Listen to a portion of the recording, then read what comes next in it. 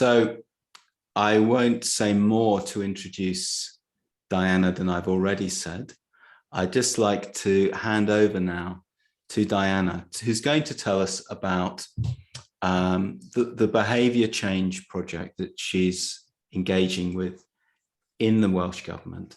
And then she'll be leading us through some exercises and sharing some of her insights and some of her approaches with us as well. Over to you, Diana. Thank you, diolch yn fawr iawn, a diolch i Wenan am y myfyrio hyfryd unwaith eto. Dwi'n person lwcus yn dod bob mis i wneud hwnnw efo Gwenan. Dwi'n awgrymu i bawb trio fo. So yeah, thank you very much. Thank you very much for the very warm introduction, Ms. Rapani. I really appreciate that. I'm hoping that somebody can put my website and my email address into the sidebar. In particular, my email address, because I've been approached this morning by, maybe others of you will have heard, Francesca Wisma, I think her name is, and she's running free mindfulness-based living courses for charities and community organisations, and she's looking for charities and community organisations who are interested in working with her. So if you are interested, please drop me an email and I will put you in touch with Francesca. So advert over. What else do I want to say? So we are going to take questions about what I talk about, but we're not going to take the questions until after we've had a go at some of the things I'm going to talk about. So if you feel you have a question, if you could just make a note, you can stick it in the chat or you can just make a note for yourself so you don't lose it for later, because there's quite a big gap between me explaining things and then you asking questions. That's quite deliberate because I don't want you to talk to me with your top left-hand corner of your brain. I'd rather if you talk to me from having had a go at some of the things we're trying to do, and then you can talk with your whole body to me, and that usually gets a better quality question. So so that's the pattern. So I'll talk a little bit. I'll explain, I think, 3 of the things that we're using at work in the Welsh Government. We'll have a go in breakout rooms at those 3 things, and then we can all talk about how that felt and what other things are arising, questions or comments or whatever. So I'm going to go off-piste even before I begin, and I'm going to mention something called the shambolic warriors, just because we were a little bit shambolic getting ourselves together with the problem with Eventbrite, somehow not having saved the Zoom link. And so I thought I'd just mention there is something called the Shambolic Warriors of Wales. Again, email me if you're interested in joining. It comes from the Shambhala prophecy, which is that there will be very difficult times. The world will have problems and people will be, destroying themselves, really. It will be a terrible time, but there will be people who are inside the system, changing the system from within, and they're called the Shambhala warriors. And they work with curiosity and compassion and and joy, even though times are hard. So anyway, we misspelt it in Wales, so we're called the Shambolic Warriors rather than the Shambhala Warriors. So do let me know if you're interested in that. Okay, so yeah, I'll say a little bit about what I do and who I am. So I'm a civil servant. I work for the Welsh Government. I run a long-term programme, a 20-year-long programme, which aims to change the behaviour and culture of that organisation. It's our 10th anniversary. It's a 20-year programme, and this week is our 10th anniversary. So it's really nice to be here talking about it right in the middle of the programme. It comes, you won't be surprised if you've heard of it, but if you haven't heard of it, do look it up. It comes from the Wellbeing of Future Generations Act, which is an act of the Welsh Senedd, which was passed about 6 years ago, I think. My sense of timing is everybody's just gone a bit squiffy since COVID, but certainly some years back. And Wales were the first country to create an act like this. And what the act does is it puts into legislation the United Nations Sustainable Development Goals. And it says 180 something organisations, you have to apply these goals. You have to work towards those outcomes, and you have to use particular ways of working to get yourselves there. And in our case, the 5 ways of working that we've got are around long-termism, prevention, integration between the different services and organisations, collaboration between people, all sorts of people, and involvement of the actual people who are actually affected by the decisions you're making. So involvement of the wide variety of people who would be affected by the decision you're trying to make. And the law applies to all decisions of all sizes, of all people who either work for that organisation as an employee or a subcontractor or a grant-aided person. Basically, anybody who's getting money from the public sector in Wales has to oblige by this law. And of course, we're all trying to learn how to do that. And we've spent 6 years or so trying to learn how to do that. In the case of the Welsh Government, we spent a little bit longer because we knew it was coming. So we've had this programme in place beforehand.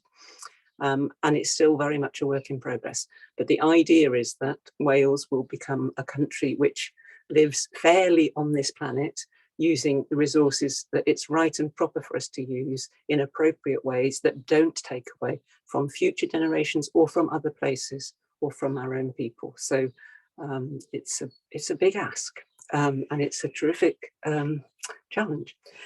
Anyway, I only have to do a little tiny bit of that. All I have to do is change the behaviour and culture of 5,000 people. So it's a relatively small part of the big picture.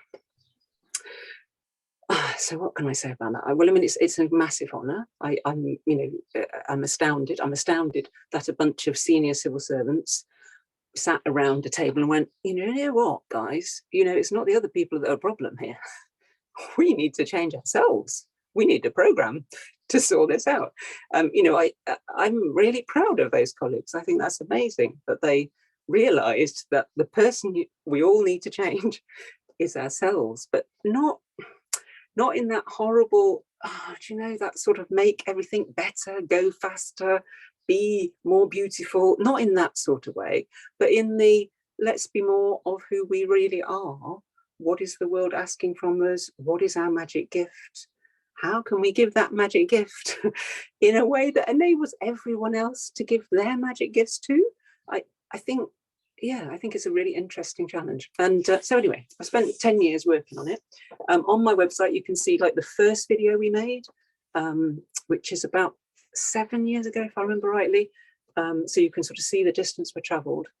I mean, obviously, I'm here talking to a mindfulness group. So obviously mindfulness is relevant to what we're doing. I guess there are 3 pieces to what we're doing. One is, and we could use the word mindfulness, but I'm going to include things like yoga and presencing and embodiment. And there's something about the being here in this moment with these people in this place, whether it's a virtual place or a real place, right now, that's really powerful. And we think that can help us to be better civil servants. Just becoming able to notice in this moment with these people, in the context we're in, knowing what we're up against and knowing that we're trying to serve an entire country, what's the right thing to do? And it's probably to start by taking a breath and just letting the largeness of what we're about to try land with us so that we can do it better. And so that's a really key aspect of what we're trying to do. I think there's another element, and I think this second element is about understanding. So we really have to get out there and listen to people to understand what is life like, what is it like to be in Wales right now, trying to make a living, trying to get by. What does that feel like? What are the issues? What are the problems we're supposed to be solving for people? So there's something about listening to the now context, but there's also understanding our history. How did we get here? What is the role that Wales played, both as an oppressor and oppressed in colonial history, for example? What has the Industrial Revolution done to Wales? The effects and the after effects of that, and how we work inside as well. So how does the mind and the body work? What is the best way to get your mind and your body to work together as one system? What do we know about the neurology of things? And one of the things that we do know is we now know that emotions and thinking are not two opposite things. We used to think they were. We used to think suppress the emotions, you will think really clearly. No, suppress the emotions, you will think really badly. We have to get them to weave together. Notice the emotion, choose to let it go or use it to inform your thinking, then you get better thinking. So there's some really good science that we need to understand. So there's the pausing, the meditating, there's the understanding, building a bit of knowledge, finding out, exploring. And then the third thing, of course, is learning by doing. There's no other way to learn how to apply those 5 ways of working than to go out there and try and apply those 5 ways of working. And we're being asked to apply it to everything. So we've got plenty of opportunity. So we're learning by doing, we're practicing, we're designing practices, which we then practice, and then we're reflecting on those practices with other people. So, you know, I tried the pausing at the beginning of meeting. How did it work for you? Did you find that work? Did people just laugh? What happened? So we're reflecting on those things and trying to build better practices. So those practices change over time, but we'll keep them going for a bit while we try them out. Yeah, we're not just going to try it once and drop it. We're going to hone it. So that, I think, is our 3-point plan currently. So as I say, you can look at the old video and you can compare that with where we started from. So what I thought I would do is introduce 3 little things that we've tried that are part of that. I should probably just mention the mindfulness strategy, because Bishop Connie was saying about when we met and we worked with the First Minister, and the First Minister very kindly asked me if I would lead on the mindfulness strategy for Wales. If you're interested or based in Wales, then by all means, again, email me and you can be added to the strategy, which is basically an email list and activity. The really clear instruction that we had, which was a bit of a challenge at the time from the First Minister, was, I don't want this to be a written thing. This is a strategy in practice. This is a strategy I want you to do. Because he'd read all the literature and he could see, well, yeah, mindfulness, yeah, it sounds a bit more like a doing strategy than a writing strategy. So fair play, that was the challenge. And we have that. That's what we have in practice, and we're all working together on it. Oh, hello. And I'm going to have to mention now, new professionalism. So because of the pandemic, a lot of the civil servants have come online to work. And we're really making an effort to get out to meet people face to face, where the people that can't work in a virtual way with us, but where people can work virtually, we're really using that, because it means that we're not traveling as much, which means we're not making so much air pollution. There's lots of benefits. We've actually found equality benefits by working this way, because our managers have actually they've found better ways of chairing, so everybody's included virtually in a way that we didn't quite manage sometimes when we were in the room together. It's very interesting. But anyway, out of that has come the idea of the new professionalism. So the new professionalism has 1 or 2 little stories, but one of the stories is, if you get child bombed in your meeting, it's a really key part of the new professionalism, because it's reminding you of future generations. And of course, we're all supposed to be thinking about future generations all the time. So we do whatever we need to do. We wipe the nose, we say hello, whatever it is. And then when we come back to the meeting, it's all about, okay, were we really thinking about the future generations when we did that? Come on, let's come back to it with a fresh eye now, and use it as a reminder. So I really love that. I think it's a great way of understanding the world, nudging us to remember important things. So if you get child bombed or old person bombed, or even if a dog or a cat comes in, it's reminding you of something important. So there we go. Okay, right. Shall I just pause for a moment there? How do you feel about me teaching you 3? I mean, you might know them all already, but I'm going to teach you 3 skills. How does that feel? Does that feel like a good thing? And then we'll try them in a breakout, and then we'll have a chat.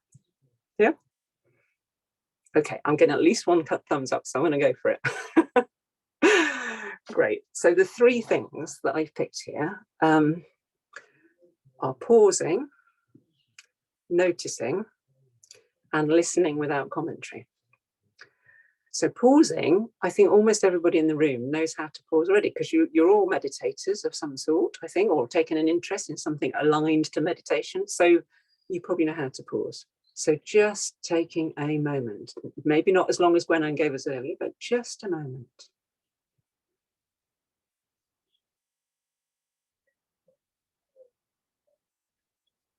And then noticing. Now, I see what I noticed as soon as I paused there was I noticed the football's just gone on downstairs. So I'm hoping you can't hear that from here.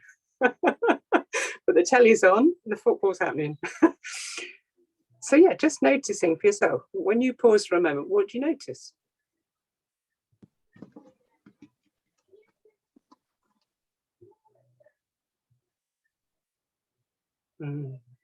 That time I got the green of the outside. This time I was looking out the window, you know. So that's two already. Yeah, there's only one more. So the one more, which you may have come across, which I'm going to credit to Fresh Air Fridays breathing spaces because they use it there, but lots of other people use it too. Is listening without commentary. It's a really powerful tool, and myself and some of my colleagues are using it in meetings, as a, actually informal meetings where we're supporting each other, but also formal meetings where we're using it as a way of creating an emergent agenda. So we're moving some of us from agendaed meetings where you have a big long list of things to what we call emergent agendas, which means that instead of having an agenda, you simply have a check-in, and you might do that by using a 2-minute listening without commentary. So what will happen is everybody else in the room will gift 2 minutes to each person in turn. You can use your 2 minutes to talk, or you can use your 2 minutes for silence, whichever you prefer. And all you're doing is saying whatever you feel it's useful for you to say in that moment. So in a way, you're probably talking to yourself. And when you're doing it with people that you really know well, you can get quite deep quite quickly. But in this context, please just inviting you to say anything you comfortably feel able to share that's relevant to you. It might be your thoughts on this talk. It might be something else that's arising for you at this moment. It might be because you've got a great view of some trees the same as me and you want to share that. Whatever it is, that it might be you want to get something off your chest just to say, well, I've said that out loud now. I've reminded myself about that. But what I'm going to suggest we do in a group of 3 or 4, get into small groups, is to gift 2 minutes each. So each person gets a 2-minute bite of listening without commentary. So listening without commentary, not as easy as it might sound. Whenever we start listening, our brains start doing what Gwen was mentioning earlier. They start off on one, don't they? It's like, oh, I'm fixing it. I've got an idea. Oh, I need us to make that suggestion. Oh, actually, it's boring. I'm off somewhere else thinking about something. The brain is all over. If we're listening without commentary, we're letting that go. Just coming back to listening. Just listening and noticing and letting it go and coming back to listening. And so there's no commenting afterwards, no telling anybody what they should do, none of that stuff, just listening without commentary. And what I think we can do is put you into rooms so you have time to maybe just introduce yourself briefly, pause for a moment, give yourselves each 2 minutes of listening without commentary, and then have a little chat before you come back into the main room. So I'm hoping that we can do that by going out for maybe, 12 or 15 minutes perhaps. I've no idea who's managing that. Has anybody got any? So at this stage, I'm not taking the big questions at this stage, but has anybody got any questions about what we're about to try and do? Do you need any help with those 3 skills before you go into a room? Lovely. I can see Tommy's got some rooms ready for us. Anybody need to ask me anything at this stage? Okay, I think, Tommy, we're probably ready to give it a go. I don't know how long you set them up for, but as I say, 12 to 15 minutes is probably about right if we've got 3 or 4 in a room. Yeah, enjoy. Let's see what happens, We'll talk about it later. Yeah.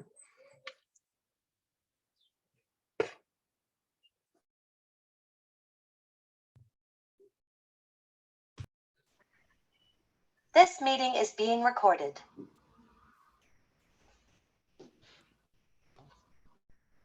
So welcome back to everyone from the breakout rooms. I think we probably need to make sure that we're muted if we have just come back. Otherwise, background noise might be difficult. I'm going to spotlight Diana.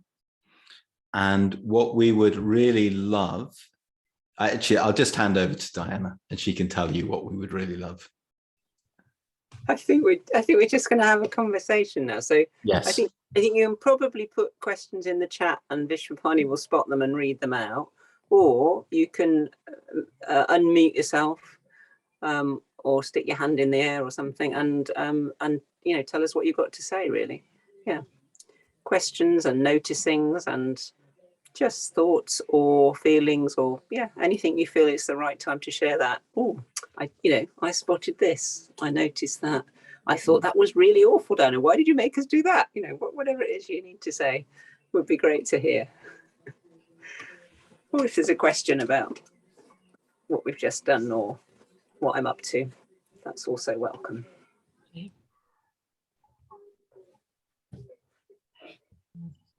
Is that Nick with your hand up there, Nick? I'd just like to say it was a really, really valuable exercise, Diana. I really thought that was amazing. I've done it before on a retreat, 10 minutes, and it is absolutely profound when you're really listening to other people, which we don't often do. We pass comments really, and how are you today? Fine, bye. You don't take on board the whole person, what's going on. And especially in this busy world we're in now, at 100 miles an hour, it's very difficult people aren't stopping to listen properly, are they? I think that exercise was very good. For just 2 minutes, it just makes a heck of a difference. Thank you for that. Yeah, that's great. And I think there's a lot going on in what you're saying there. One of the things is that we use the act of asking how somebody is as a socialization. So we don't use it as an information gathering or a space for somebody to just say what they personally need to hear for themselves. We just use it as a social thing. So what we're doing is sort of going, oh yeah, there you are. Yeah, I'm here. You're there. Yeah, okay, got that. And actually we could use it to do much more. At the beginning of a meeting, a really powerful thing to do at the beginning of a meeting is to ask everybody to come to some sort of pause. I often make a bit of a joke of it and say, I'm an angry person, so I always like to notice my feet on the ground because that's good for angry people. It lets you dissipate that feeling, but maybe notice your hands or the end of your nose, or, invite people to have that little moment of pausing and noticing. They don't have to say something out loud. You can notice how you're feeling, and then you can make a decision in your own mind. Well, am I going to bring that into the meeting? I'm going to let that go before I start the meeting. But the fact that you've invited people to embody and be present means you have a better meeting. You can improve the quality of every meeting just by taking a 2 minutes. It takes less than 2 minutes to begin a meeting. But yeah, so I encourage people to try. Have a go, bring it in where you feel people might benefit from it. See if they'd like to join you. Thanks, Nick. That was great noticing. So Angela Gascoigne has raised her hand. I'm going to add the spotlight to Angela so she can ask her question. And let's see if that works. And if it does, we can go to Ewan afterwards, who's put a question in the chat. But so if I spotlight Angela, there you go. That was just, great. I think what I noticed, it felt very revolutionary, and it felt very kind of countercultural, really, to everything that we do. And the other thing, and it's interesting because I've been doing compassionate witnessing and compassionate listening with Frida Rindell from Pennsylvania over the last 3 years or so, and that listening without commentary is really similar to the witnessing, where you don't talk to the person telling their story, you kind of talk about them, compassionate gossiping sort of thing. But that whole dynamic, I think, is just, for me, it's the sense of space that it created, and the amount of diversity of thoughts and feelings and you know, just being with yourself, being with other people, is so valuable. And the complexity and the layers that I felt we had in the conversation was totally awesome. So yeah, it was amazing. Thank you.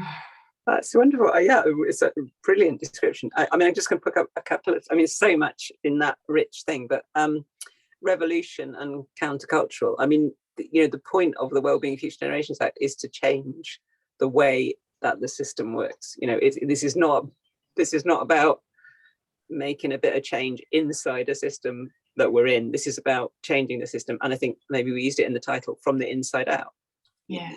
You know, we human beings have made a really bad mistake. We backed the wrong horse. There was a conceptual misunderstanding. We thought we owned things instead of we're connected to things. There's somehow we slipped somewhere, and you know, the corollary of that is the mess we're in. So I think you're right. You know, I think it's not too big a word to use, that we're trying to the wonderful what is it? Extraordinary compassionate revolution. I don't know how many people have come across the extraordinary compassionate revolution. Of course, you know, it starts here. It starts now. What are you going to contribute?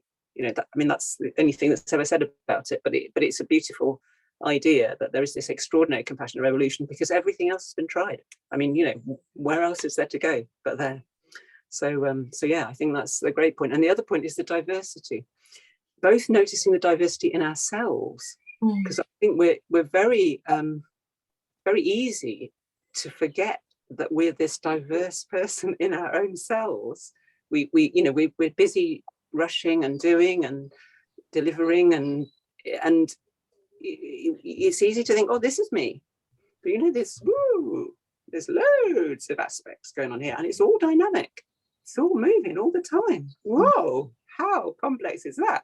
I mean, you know, you need to sort of ground it sometimes, don't you? Because it is too much. But noticing that diversity, and if you can, appreciating that in yourself, that's quite hard. Appreciating it in other people is a bit easier. The diversity in any system is its strength.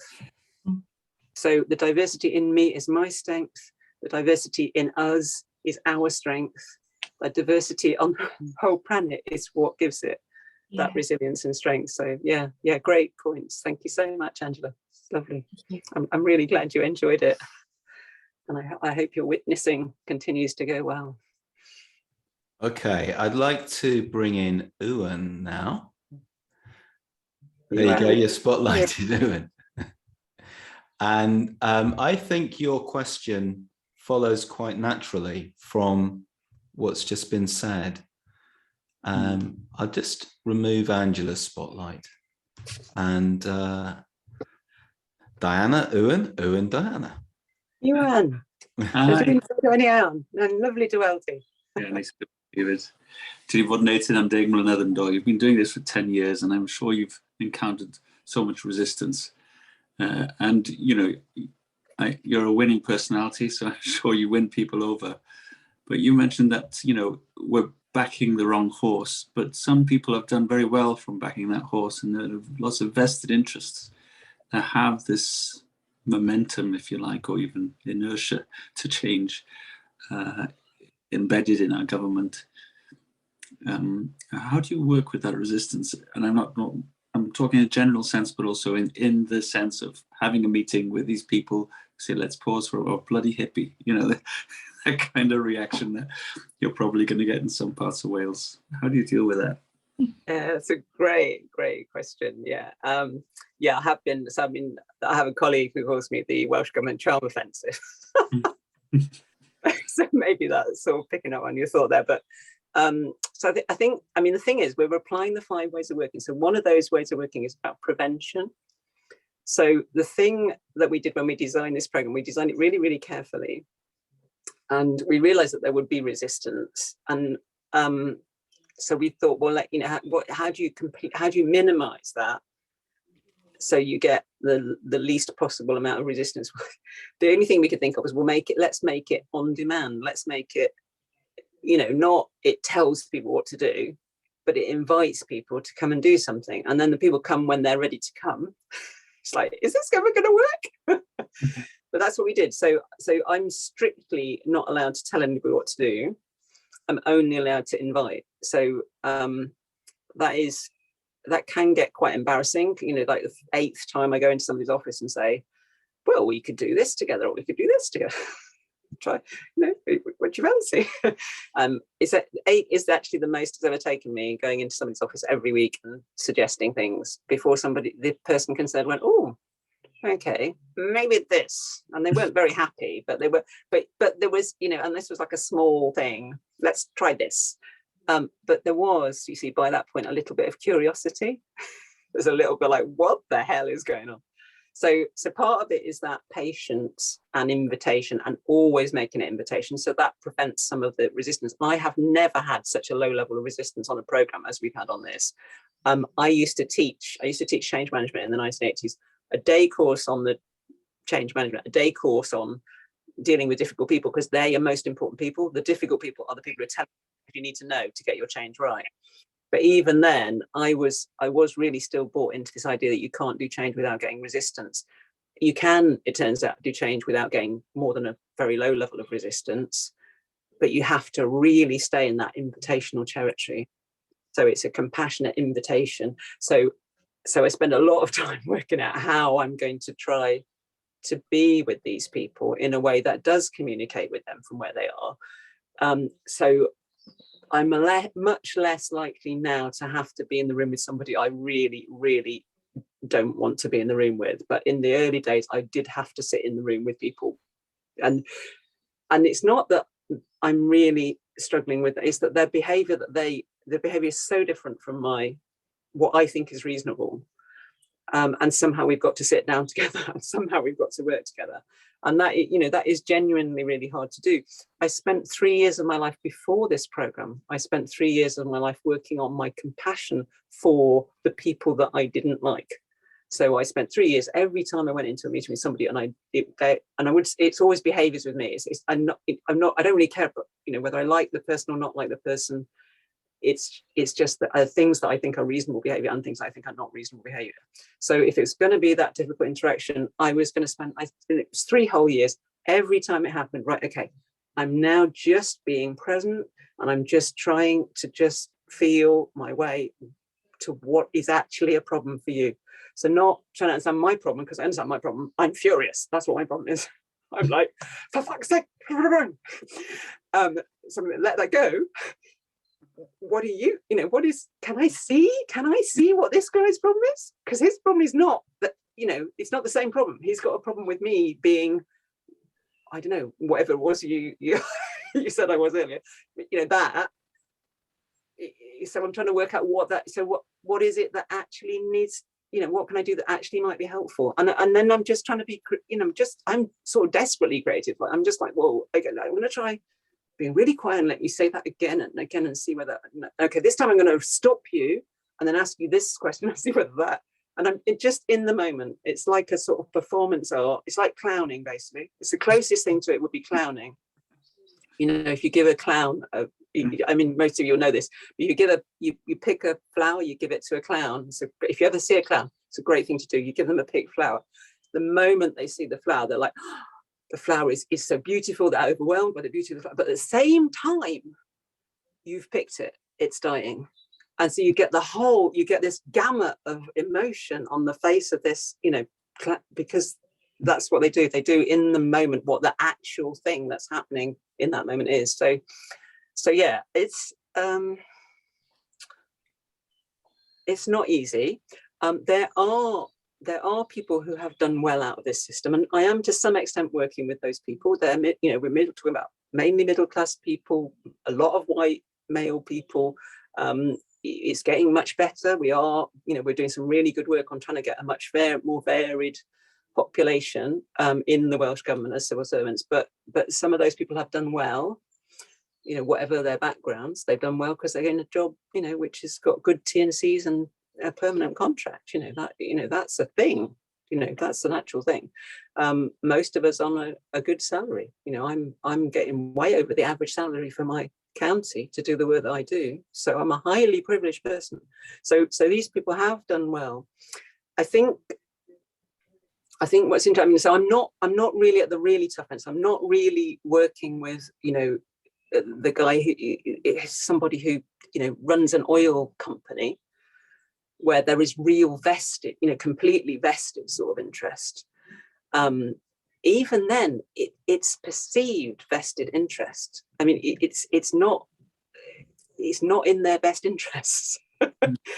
You know, do they even want grandchildren? You know, there are things that they might be interested in that actually keep on taking that out of the ground isn't actually helping. So there's an interesting thing of perspective there. I'm not going to tell anybody what to think, but I am going to tell them what my immediate response, what my feeling or my thought is. And feeling thought is the same thing to me. It's not two separate things. It's feeling thoughts. If you ever get an email from me, it says, "What do you think about this?" Because it's one thing. So I'm not right up at the tough end. I'm sort of I'm in a different place where there's people who've been sort of trapped in the opposite end of the system. So instead of being trapped in the really tough end of the system where you aren't getting enough to eat and it's, you know, how do I keep the house together and all that, you know, just awful stuff. They're sort of stuck in the, oh, we've got to keep doing it, we've got to keep going fast, we've got to keep doing this, we've got to do too much work, we've got to blah, blah, blah. So they're sort of stuck in there. What's been fascinating is right at the beginning, in the first week, I got really harangued by just somebody, you know, a civilian, if you like, someone outside the Welsh Government. They said, "I don't know what you're doing this programme for, because they all hate, all the civilians hate everybody, they don't want to help anybody, they're blah, blah, blah, really down on them all. But we have found it very difficult to find that person that person described to me. We found people with incredible values. When you start to peel, incredible values driving them, but what they haven't got is the skills to actually deliver that value. Once you say to a person, okay, that's what you care about, right, here's 2 or 3 skills, go to that place, use your strengths to do the thing that the world wants you to do that's going to heal the world. And yeah, there are people that I don't use that expression for, you know, there are people that I won't say heal because they won't get that, you know. But I used to be a program manager and an ICT geek, and, you know, so I've got plenty of vocabulary to draw on for when I need those occasions. I don't know if that explains at all, but thank you for letting me. I'm unpacking it for me if I'm not unpacking it for you. So thanks so much. Sounds like great fun. It is now. It's been hard to get to. Yeah, I've got the payback now, which is that I actually do really. I just feel in a huge honour, and I really enjoy it. And I know it's all too late and too small and too ridiculous, but you know, we're going to do it anyway. And when I say, you know, there's a whole bunch of these guys. They're serious. They're serious. Mm. Good luck to us all. That's all we can do, isn't it? Yeah. I've removed your spotlight. Okay. In the absence of other people asking questions, well, first of all, I'd like to just reiterate that request, you know, just to share your thoughts, share your questions. I'd like to ask Diana, how do you think it's going at the moment? No, that's one question, but here's another one. Is there something you'd really like to say to the people in this group and the other people who will watch this video later? Let's assume that a lot of people are working in all sorts of different organizations and agencies interested in mindfulness. That's the thing that's brought us together. There's some sense that mindfulness can help in our personal lives, in our situation, in the country, in the world. What do you have to say to us as a group? Yeah, that's great. Yeah. Well, A, thank you for everything you're doing and being. B, is there any chance you could try out our Culture Change Starter Pack? It's on my website. It's got 4 suggestions of things all of the 4 things use a bit of mindfulness. It's not like massively explicit. So going back to what you were saying, it doesn't say go be mindful. It says have a pause, or some other suitable phrase. But I think so. If somebody's put the website up, the starter pack is on the website. I really would invite people to try some of that out in your organisation, to let us know how you get on. I mean, you can email me and say, I tried that and it was rubbish, Diana, didn't work. Or you can ask me a question about it. We're in the process of trying to pull together some communities of practice. So I've been working on community practice with Audit Wales since the pandemic hit, because one of the things that is a big problem when you have a crisis is that people tend to respond really well and do really good things. But you have to ask them what they're up to quite quickly. If you leave it 3 or 4 weeks, they start to tell you the stories about all the amazing things they did in the crisis, as though they followed the rules before the crisis. So you get no idea how to change the system, so you have to really start gathering the stories quickly. So we did sort of emergency story gathering with the Audit Wales, and then of course you have to share the stories so that you get change to happen. So people say, oh well, we did this and that's brilliant, so we can try that now using Inspire Across. That's how you do it. And you need community practice to do that. So we're, I'm interested in people trying that out. So bringing your mindfulness into your workplace, maybe in tiny ways to start with, and playing with that, letting us know you get on, and then maybe we can work out how these communities might form, or maybe you can even do it yourself. Maybe another 2 people who are trying to do it too. You've got a community practice, haven't you? That's brilliant. You can reflect together on how you do it. So that would be my invitation, would be to see if that works for you, really. But mainly just continue being, be you, grow and flourish in ways that enable other people to grow and flourish. That is the key. Brilliant. I'd like to bring in Ruth from the Mindfulness Initiative, Ruth Ormston now, because you've raised your hand. We've not got loads of time, but please, love to hear from you, Ruth. Great, thanks Bishop Apani, and thank you Diana. It's been brilliant and great to hear, because systems change can sometimes sound like such a kind of high level concept, so hearing it sort of brought down to actual what the practices on the ground are is just brilliant. My question might be slightly unfair, but I'm going to ask it anyway, because one criticism or a kind of commentary on mindfulness is that it can lead to lots of individual shifts in behaviour, people feeling better about themselves and their own well-being. But have you noticed any sort of collective shifts with what you've done so far, and or any changes in policy that you might be able to kind of say, oh, that might have been the start of something here? Yeah, that's a really good question. It's a really important question, because obviously there's a lot of work being done about things like MAC mindfulness. I think it's a term people use, isn't it, for when you use mindfulness to help people to feel better about the system when the system isn't right. And it's quite interesting, because what we found was teaching the combination of mindfulness and behavioural insights. So things like psychology, sociology, physiology, neurology, small amounts of those topics alongside the mindfulness actually raised people's sense of agency. So what would happen is, I mean, as part of my demand program is on demand, so people come when they're ready to, so people come with a problem usually. So what would happen is the people in this cohort that have been taught these skills would come to me and say, well, I've got a problem. I said, well, I can see you next week about it. Is it urgent, or is it, no, that's fine. I'll talk to you next week about it.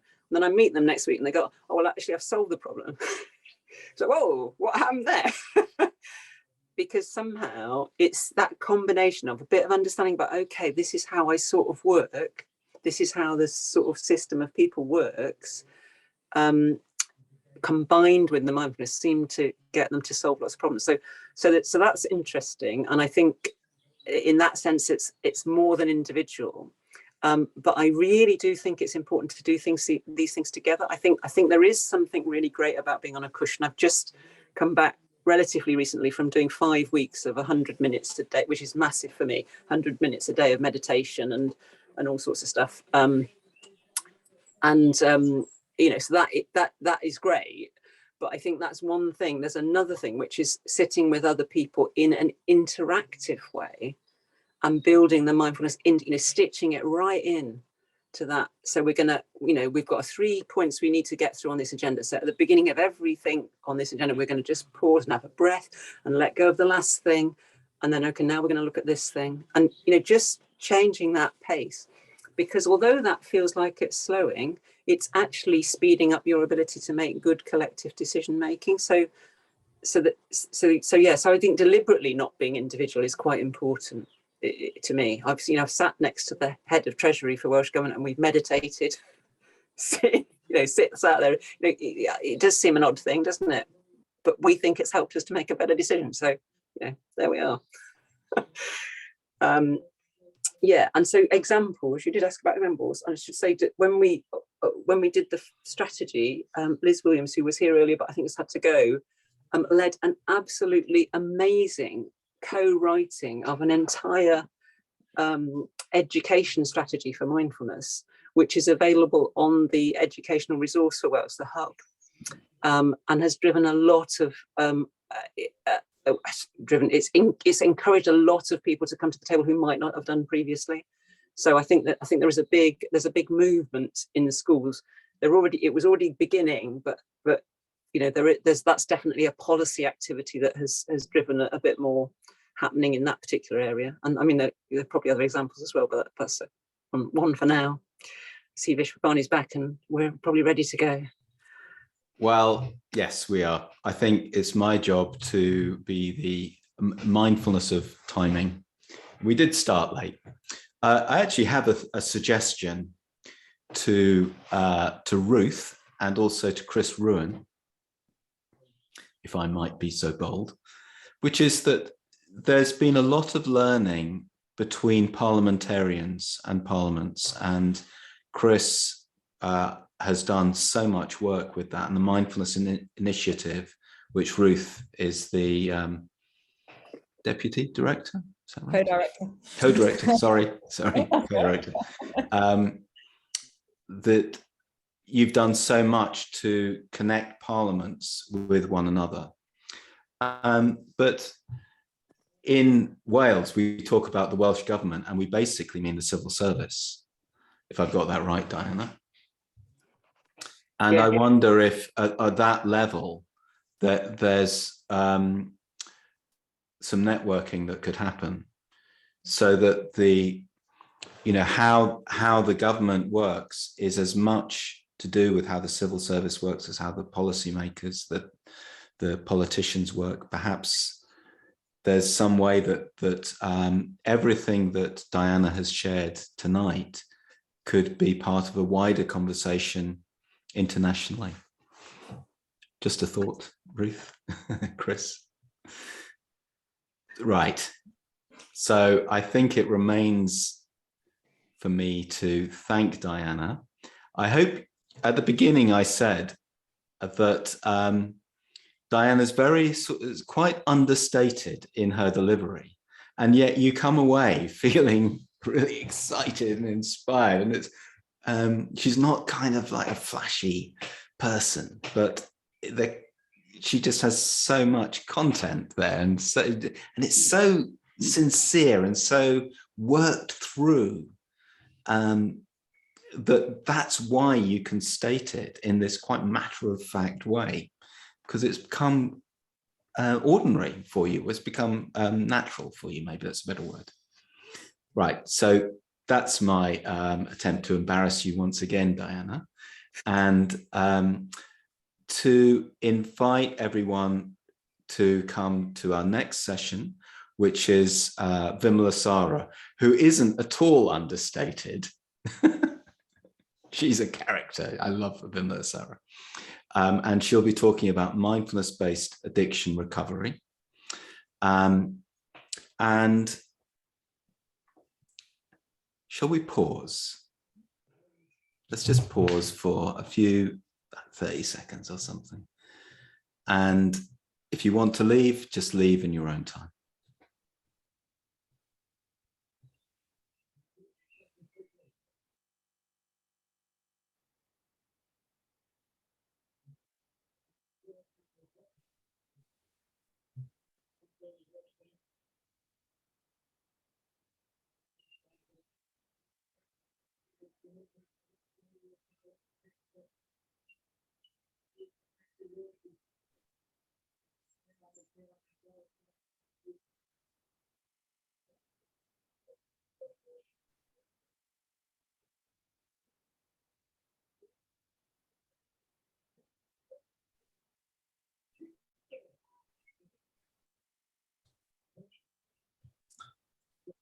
So in pausing, I guess we're settling,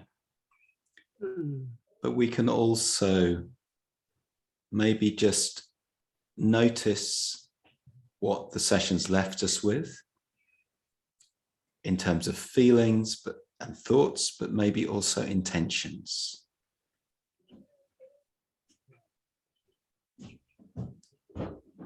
And we'll finish there.